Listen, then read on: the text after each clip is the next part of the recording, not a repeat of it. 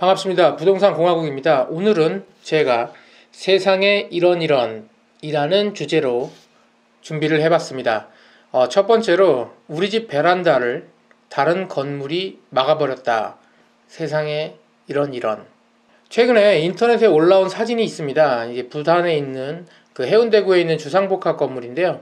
지금 보시면 왼쪽에 있는 그 아파트로 보이는 건물 맞은편으로 흰색으로 새롭게 건물이 올라가고 있는데 사진을 보시면은 이 기존에 있던 아파트 그쪽에 있는 발코니 쪽이죠. 베란다가 지금 뭐 거의 다 막혀버리는 그런 지금 공사 현장을 보실 수가 있는데, 아니 세상에 어떻게 이런 식으로 아파트 공사를 할 수가 있느냐 해서 뭐 집값이 떨어진다, 안 그래도 요새 해운대구 쪽에 뭐 아파트 값이 많이 빠지고 있는데 이거 어떻게 하냐.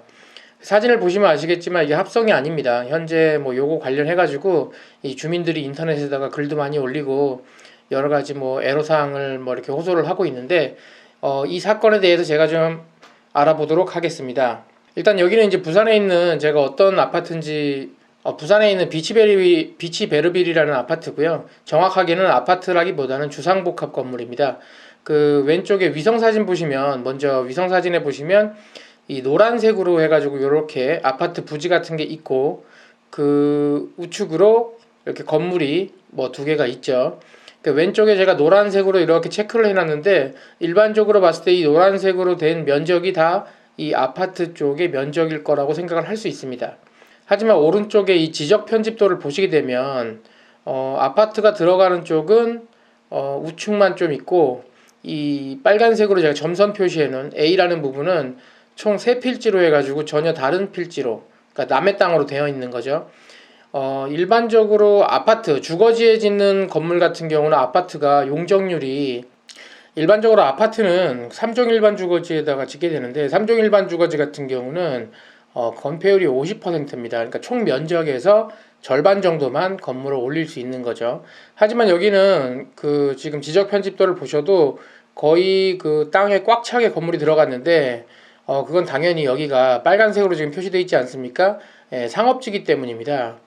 상업지 같은 경우는 일반적으로 건폐율이 80%까지 나오고요. 그렇기 때문에 그 좁은 땅에 이렇게 꽉 채워서 건물을 지을 수가 있는 겁니다.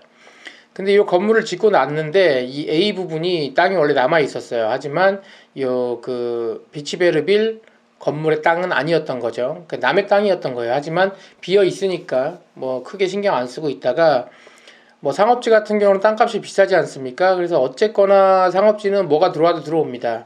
그래서 요번에 이렇게 그 빈 땅에도 주상복합 건물, 뭐 그냥 봤을 때는 아파트겠지만 이게 상업지 같은 경우는 뭐 일반 아파트는 짓지 않기 때문에 주상복합 건물에 이렇게 또다시 건축이 되는 겁니다.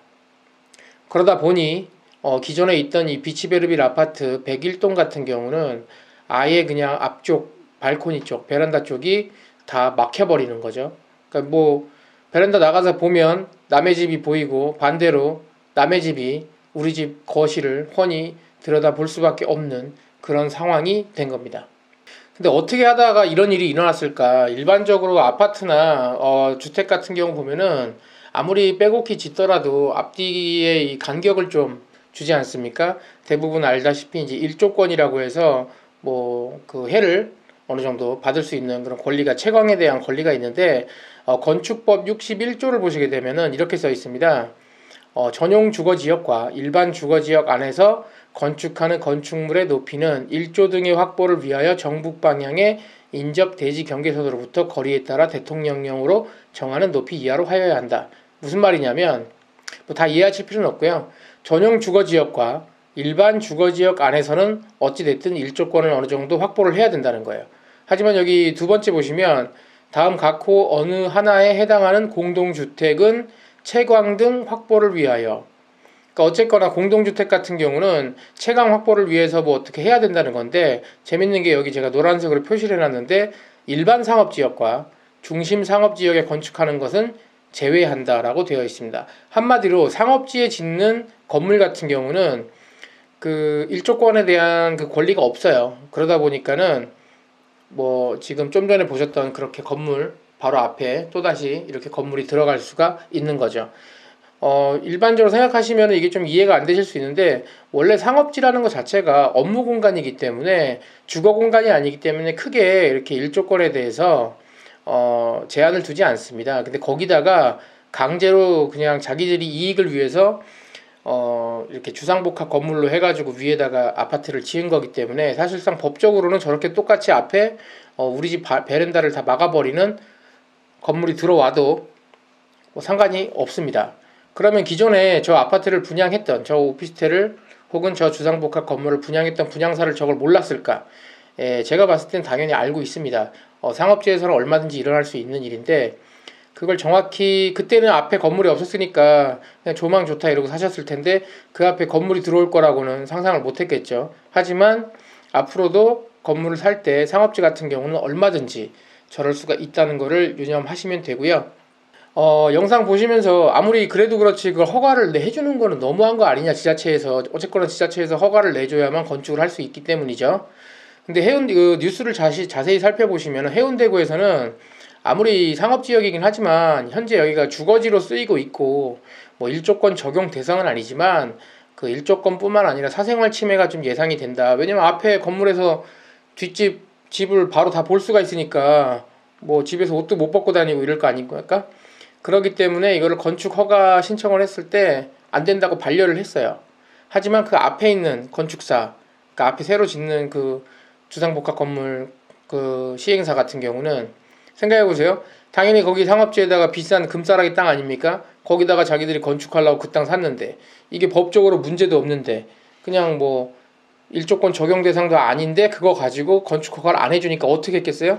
소송을 했어요. 건축 허가 신청 반려 취소 청구 소송을 해가지고 1심에서 이겼습니다. 그래서 건축이 올라가고 있는 건데 해운대구에서 다시 항소심을 했어요. 근데 또 이겼어요. 제가 봤을 때 이게 대법까지 갈 수도 있겠지만 이미 건물이 저 정도 올라갔고 대법에서도 아마 그대로 뭐 불법이 아니니까 뭐 건축하는데 그냥 진행을 하도록 할 것 같아요. 현재 다른 뉴스들 찾아보시면은 현재 부산뿐만 아니라 다른 지역에서도 요새 최근에 주상복합 건물들이 많이 생기면서 요런 식의 이제 피해 사례들이 간간히 볼 수 있거든요. 그래서 주상복합 그 아파트 같은 걸 구입하실 때는 여러 가지 좀 따져보시고 하시는 게 좋은데, 일단 대부분이 주상복합 같은 경우는 상업지에 짓다 보니까 용적률이 많이 나옵니다. 건폐율이나 용적률이. 그러다 보니까 뭐 좁은 땅에다가 빽빽하게 이렇게 짓거든요. 그러니까 주변에 뭐 녹지 공간이라든가 이런 거에 대한 제한이 잘 없어요. 그러다 보니까 100평짜리 땅에 80평씩 쭉쭉 짓는 거예요. 그래야 비싼 상업지 땅을 다 뽑아 먹을 수 있으니까.